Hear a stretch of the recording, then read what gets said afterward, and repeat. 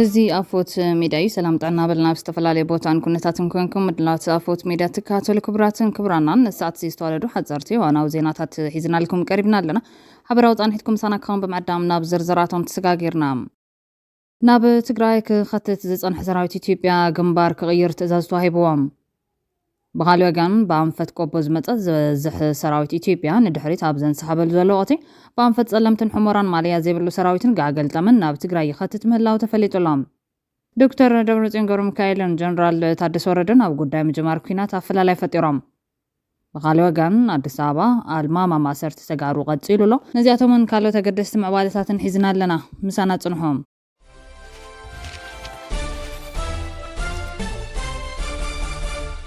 ብቐዳምነት ሓበራዊ መስዋዕቲ ዝኸፈለ ህዝቢ ሽቱን ምዕዋት ርክባቱ ከጠናኸረን ዝወለዶ ድማ ዝወርቃዊ ታሪኽ ከቐጽሎ ከም ዝግባእ ግንባር ናጽነት ኣገው ገሊጾም እቲ ግንባር ነዚ ዝገለጸ መበል 51 ዓመት ጽምብል ምስረታዊ ህዝባዊ ወያነ ሓርነት ትግራይ ህወሓት 11 ለካቲት ተመልኪቱ ኣብ ዝለኣኾ መግለጺ እዮም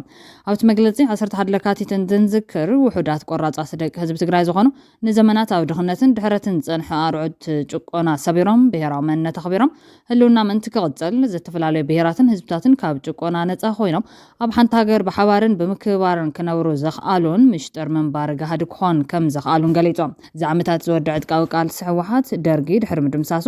ኢትዮጵያ ክትዓቢ ባህሊ ህዝቢ ኢትዮጵያ ንዓለም ክፋለጥ ክብርታት ዲሞክራሲ ክረጋገጽ ህዝብታት ብቋንቋም ክመሃሩ ከይተሸቕረሩ ክዛረቡ ብመንነቶም ክኾርዑ ብሓፈሻ ኣብቲ ሃገር ልምዓት ዲሞክራሲ ዕቤትን ክረጋገጽ ካብ ድኽነት ብምውፃእ ናብ ጫፍ ናጽነትን ሰላምን ክሰፍን ዘኽኣለ ከም ዝኾነ ፍሊጦም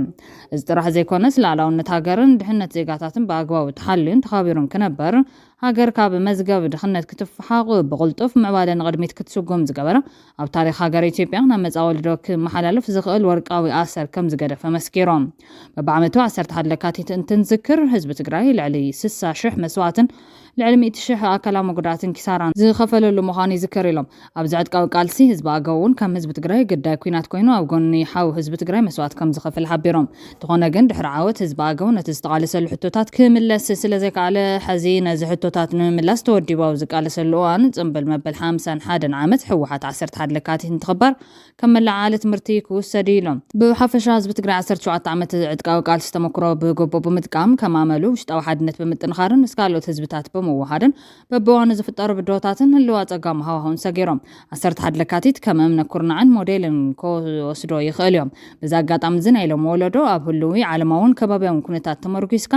ነቲ ዝሓለፈ ወርቃዊ ታሪክ ምናስ ቁኑዕ ከም ዘይኮነ ተገንዚቦም ታሪክ ወለዱ ታሪክ ገዛ ርእሱ ከም ዝኾነ ቆፂሩ ነዚ ወርቃዊ ታሪክ ኣቦታቱ ኣብ ናይ ክብሪ ቦታ ከቐምጦ ይግባእ ክብል መዒዱላ ንመበል 51 ዓመት ዝኽረ ህዝባዊ ግንባር ሓርነት ትግራይ ህወሓት ድማ 11 ለካቲት እንኳዕ ኣብፅሕኩም ክብሉ መልእኽቶም ኣመሓላልፎም ብኻሊ ወገን ኣዲስ ኣበባ ኣልማማ ማሰርቲ ተጋሩ ቀፂሉሎም ኣብ ኣዲስ ኣበባ ዘለዎ ተጋሩ ብቀይዲ በትኺ ይሰሩ ከም ዘለዎ ካብታ ከተማ ዝረኸብናይ ሓበሬታ ኣመላኺቶም መሪሕነት ስርዓት ብልጽግና ልኡኻት ሻዕብያ እናበለ ኣስሮም ስልኮም ይፍትሽ ንብረቶም ይወስድ ከም ዘሎ እዩ እቶም ወገናት ወሲኾም ዝሕብሩ መቕፀልታ ናይዚ ድማ ይብሉ እቶም ወገናት ዕድል ዝገበሩ ብዙሕ ቅርሺ ከፊሎም ካብ ማእሰርቲ ንምውፃእ ይግደዱ ኣብ ግዜ ኩናት ፅንተት ኣብ ኢትዮጵያ ዝነበሩ ተጋሩ ዘይከም ደቂ ዜጋ ክእሰሩ ክንገላትዑ ሃፍቲ ንብረቶም ክውረስ ክርሸኑ ተገይሩ ኣብ ኣዲስ ኣበባ ጥራሕ ክሳብ 80,000 ዝበፅሑ ተጋሩ ኣብ ማዕጎር ካምፕታት ታሲሮም ምንባሮም ዝካርዩ ኣባ ሳሙኤል ቃሊቲ ሻርባ ቅሊንጦ ጦላይ ሚዛን ቴፒ ካብቶም ተጋሩ ልክዕ ከም ደቂ ጅዊሽ ሳቀይለንን ይቕተሉለን ዝነበራ ቤት ማሰርታት ተጠቀስቲን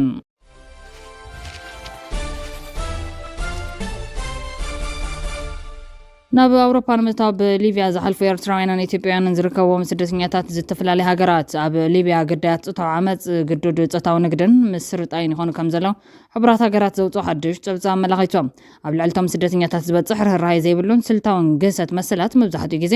በቶም ምስ ሰብ መዚ ሊብያ ርክብ ዘለዎም ዘይሕጋውያን ኣስገርቲ ዝፍፀም ዘሎ ኢሎም ቤት ጽሕፈት ኮሚሽን ሰብኣዊ መሰላት ሕቡራት መንግስታት ልኡኽ ድጋፍ ሊብያን ብ17 ለካቲት 2026 ብሓባር ዘውፅኦ መግለፂ ኣብ ሊብያ ዝርከቡ ኢትዮጵያውያን ከምኡውን ኤርትራውያን ዝርከብዎም ስደተኛታት ዝበፅሖም ዘሎ ስቃይ ዘርዚሮም ኣሎም እዚ ካብ ጥሪ 2024 ክሳብ ታሕሳስ 2025 ኣብ ዘሎ ግዜ ዝሽፍን ፀብፃብ ክዳሎ ከሎ ካብ 16 ሃገራት ኣፍሪካ ማእኸላይ ምብራቕን ደቡብ ኤስያን ዝመፁ ኣስታት 100 ስደተኛታትን ሓተት ዕቑባን ቃለ መጠይቅ ተገይርሎም እዮም እዚኦም ዜጋታት ኢትዮጵያ ኤርትራ ደቡብ ሱዳን ኬንያን ሶማልያን ዝርከቦም እዮም ኣብቲ ጸብጻብ ዝተጠቐሰት ንልዕሊ 6 ሰሙን ኣብ ምብራቓዊ ሊብያ ዝርከብ ቶብሩቅ ኣብ ዝርከብ እንዳ ንግዲ ተኣሲራ ጸንሐት ኤርትራዊት ሞት መሐሸኒ ጉዕዞ ሲኦል ነይሩላ ዝተፈላለዩ ደቂ ተባዕትዮ ብዙሕ ግዜ ዓሚጾምኒ ክሳብ 14 ዓመት ዝዕድመ ነዋልድ መዓልታዊ ዕመፃ ነይረን ትብል እታ ገዳይ ኣባላት ስድራ ካብቲ ዝተተሓዘሉ ኩነታት ክትወፅእ መበጀ ክኸፍሉ ተገዲዶም እዮም ኣብ ጥሪ 2025 ሓንቲ ገዳይ ስቅያትን ጽተው ዓመፅን ናይ ዝኾነት ኢትዮጵያዊት ጓል ኣንስተይቲ ዘርኢ ቪድዮ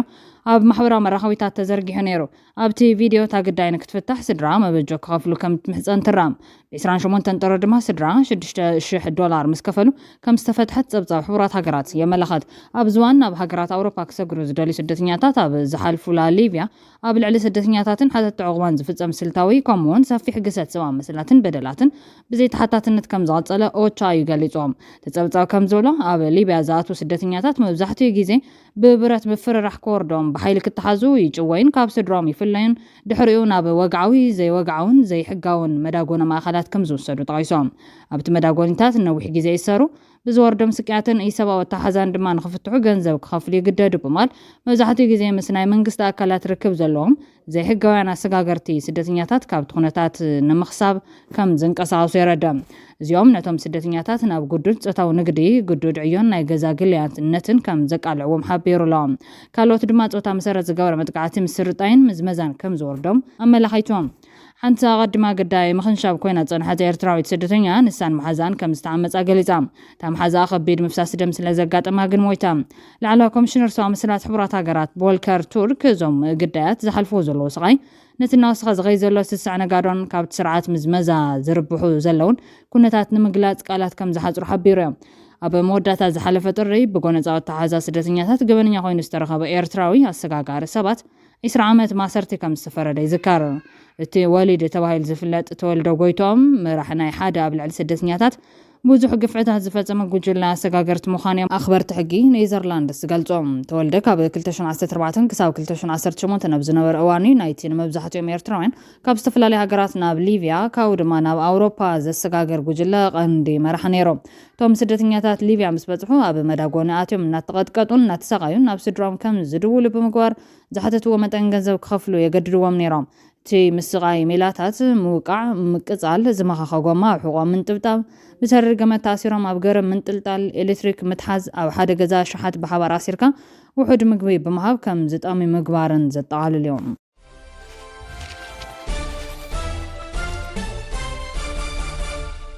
ዶክተር ደብረጽዮን ገብረሚካኤልን ጀነራል ታደሰ ወረደን ኣብ ጉዳይ ምጅማር ኩናት ኣፈላላይ ፈጢሮም ክንምክቲና ክብሉ ኣብ ወንበር ሕወሓት ዶክተር ደብረጽዮን እንትሕብሩ ነቲ ኩናት ከነትርፎ ኢና ዝበሉ ድማ ጀነራል ታደሰ ወረደ እዮም ዶክተር ደብረጽዮን ገብረሚካኤል መንግስቲ ፌደራል ዘሎ ዓቕሚ ኣተኻኺቡ ትግራይ ንምውራር ምድላዋት ከም ዘለዎ ይፍለጥ እዩ በማል ህልውናና ጥሒሱ ንዝመጽእ ግን ክንምክቲና ዝብል መልእኽቲ መሓላሊፎም ንኸቢድ ቃልሲ ምድላው ኣማራፂ ዘይብሉ ጉዳይ ምዃኑ እውን ንህዝቦም ጻውዒት ኣቕሪቦም ኣሎ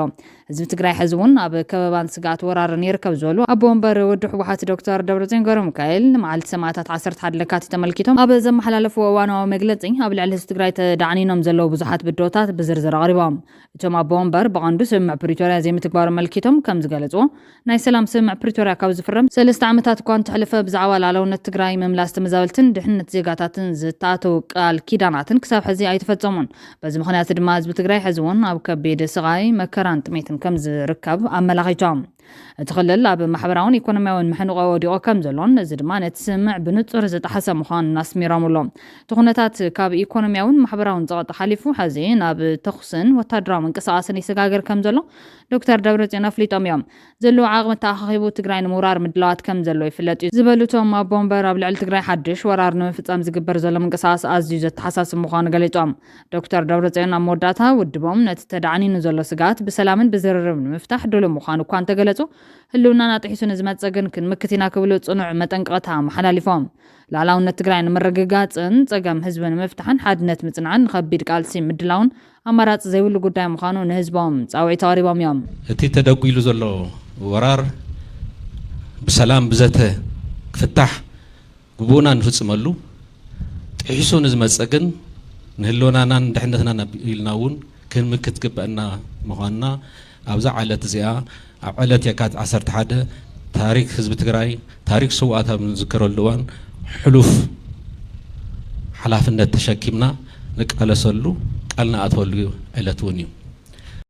ጊዜያዊ ፕሬዝደንት ተኽልል ጀነራል ታደሰ ወረደ በወገኖም ዘይተጸንቀ ሰላማዊ ኣማራጺ ኣሎ ክብሉ ገሊጾም ብምኽንያት መበል 51 ዓመት ጽምብል ለካቲት 11 ኣብ ዝተሳለጠ መንባር ሕቑፍ ዕምባ ፕሬዝደንት ጊዜያዊ ምሕዳር ትግራይ ታደሰ ወረደ ዘይተጸንቀ ሰላማዊ ኣማራጺ ከም ዘሎ ኣብርዮም ህዝቢ ትግራይ ቅድሚ ለካቲት 11 እውን መንነቱ ክብል ክቃለስን መስዋዕቲ ክኸፍልን ምጽንሑ ዘጠቓሱ እቶም ፕሬዝደንት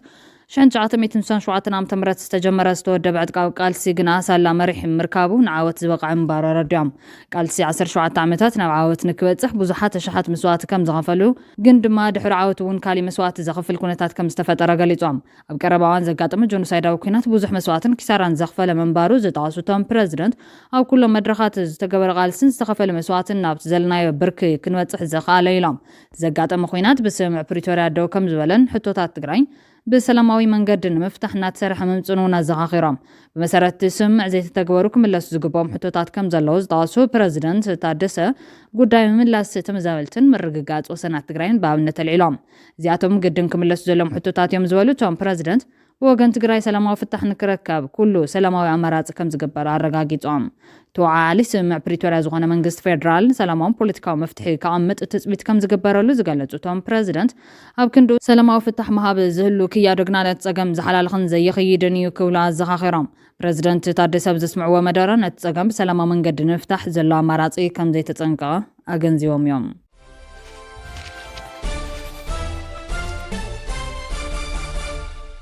ናብ ትግራይ ክኸትት ዝጸንሐ ሰራዊት ኢትዮጵያ ግንባር ክቕይር ትእዛዝ ተዋሂብዎ በኣንፈት ቆቦ ዝመጸ ዝበዝሕ ሰራዊት ኢትዮጵያ ንድሕሪት ኣብ ዘንሰሓበሉ ዘሎ ወቕቲ በኣንፈት ጸለምትን ሕሞራን ማለያ ዘይብሉ ሰራዊትን ጋዕገልጠምን ናብ ትግራይ ይኸትት ምላው ተፈሊጦም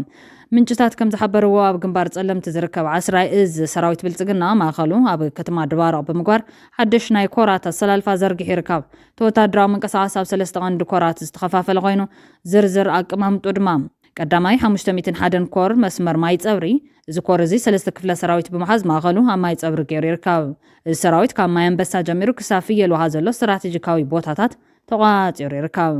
ካልኣይ 303 ኮር መስመር ኣስፋልት እዚ ኮር እዚ ካብ ቦያ ጀሚሩ ማእኸሉ እምባ ማድረ ብምግባር ኣብቲ ዋና ኣስፋልት መንገዲ የማንን ጸጋምን 3 ክፍለ ሰራዊት ኣስፊሩ ይርከብ ናይ እዚ ኮር ዋና መምርሒ ሄድ ኳርተር